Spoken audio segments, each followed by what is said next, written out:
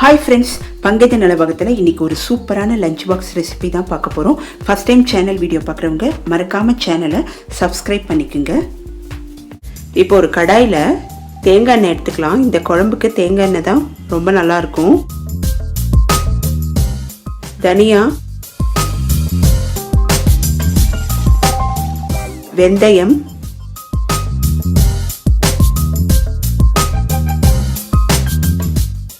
வரமிளகா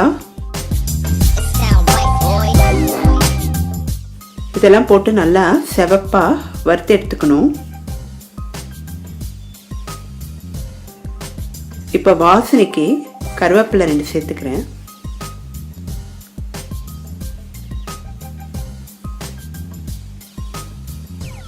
இதை நல்லா பொடி பண்ணிடலாம். இப்போ அதே கடாயில் சின்ன வெங்காயத்தை நல்லா செவப்பாக வறுத்து எடுத்துக்கணும். இந்த உள்ளி தீயலுக்கு வெங்காயம், தேங்காய், இந்த மசாலா பொருட்களை எல்லாம் செவப்பாக வறுத்து எடுக்கணும். அப்போ தான் இந்த குழம்புக்கு தனி சுவை இருக்கும். இதை தனியாக எடுத்து வச்சிடலாம்.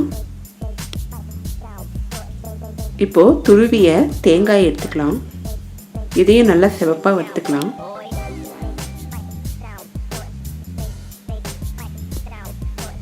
கலர் சேஞ்ச் ஆகணும். சிம்மில் வச்சே பண்ணுங்க. இப்போ கலர் மாறிடுச்சு.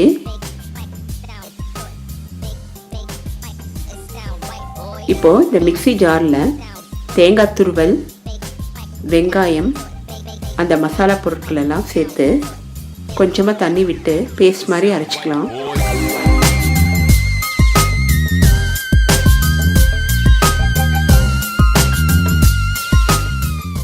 இப்போ கடாயில் தேங்காய் எண்ணெய் விட்டுக்கலாம். கடுகு தாளிச்சிடலாம்.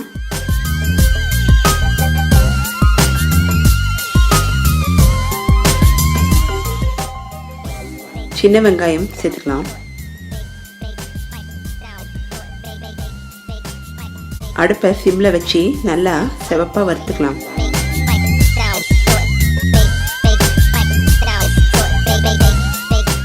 கருவேப்பிலை சேர்த்துக்கலாம்.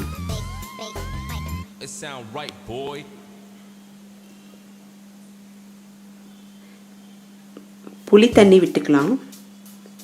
நமக்கு எவ்வளோ புளிப்பு வேணுமோ அந்த அளவுக்கு புளி தண்ணி சேர்த்துக்கலாம்.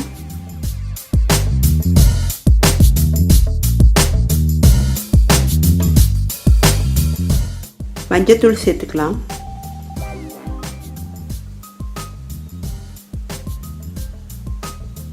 தேவையான அளவு உப்பு சேர்த்துக்கலாம்.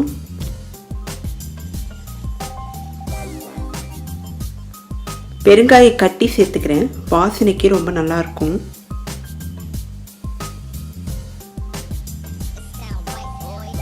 இப்போ 2லேருந்து 3 நிமிஷம் நல்லா வேகட்டும். அந்த வெங்காயம் வேகணும் புளி தண்ணியில்.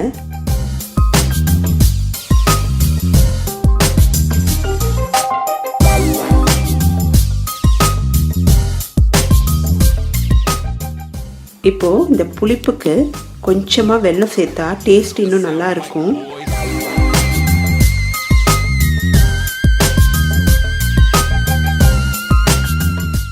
இப்போ நம்ம அரைச்சி வச்சிருந்த அந்த பேஸ்ட்டை சேர்த்துக்கலாம்.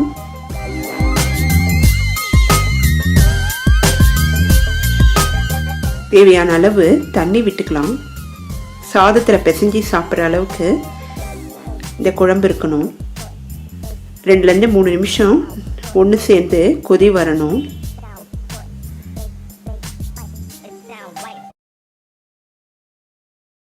நமக்கு உள்ளி தீயல் தயாராகிடுச்சு. இப்போ நம்ம சுவையான கேபேஜ், கேரட், பீன்ஸ், பீஸ் பொரியல் பார்க்க போகிறோம். முதல்ல காய்களை நல்லா கழுவி கட் பண்ணி எடுத்துக்கலாம். பொரியலுக்கு நம்ம அரைச்சிக்கலாம்.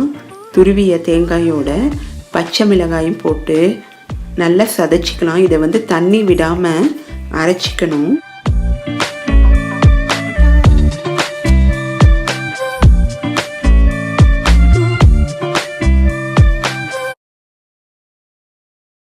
கடாயில் தேங்காய் எண்ணெய் எடுத்துக்கலாம். தேங்காய் எண்ணெய் சேர்த்து செஞ்சால் தான் இந்த பொரியல் ரொம்ப டேஸ்ட்டாக இருக்கும். இப்போ இதோட கடுகு போட்டுடலாம்.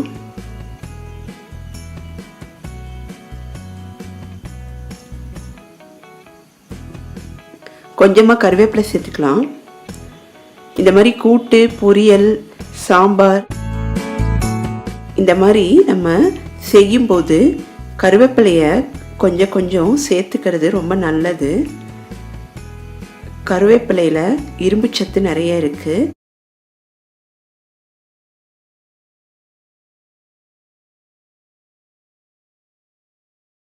இப்போ நம்ம கட் பண்ணி வச்ச காய்களை சேர்த்துட்டு நல்லா வதக்கிடணும். அடுப்பை சிம்மில் வச்சுக்கலாம். ஒரு 2லேருந்து 3 நிமிஷம் வதக்கி விட்டோன்னா ஈஸியாக இந்த காய்கள் வெந்துடும். இப்போ இதோட நம்ம மஞ்சத்தூள், உப்பு சேர்த்துடலாம்.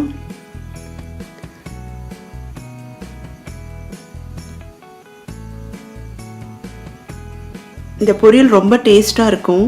பட்டாணி சேர்த்து செய்யும்போது குழந்தைங்களுக்கெல்லாம் ரொம்ப பிடிக்கும்.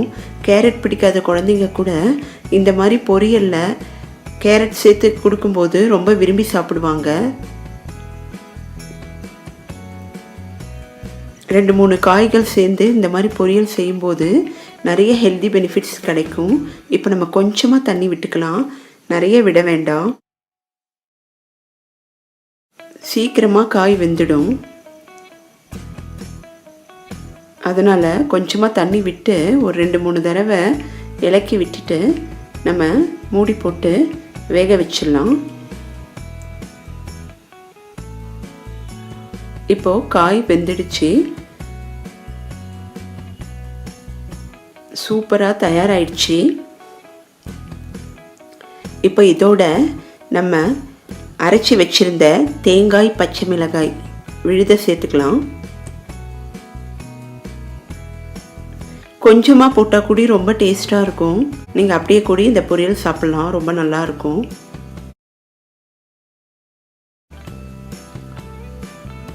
ரொம்ப ஈஸியான பொரியல். இப்போது நமக்கு சுவையான பொரியல் தயாராகிடுச்சு.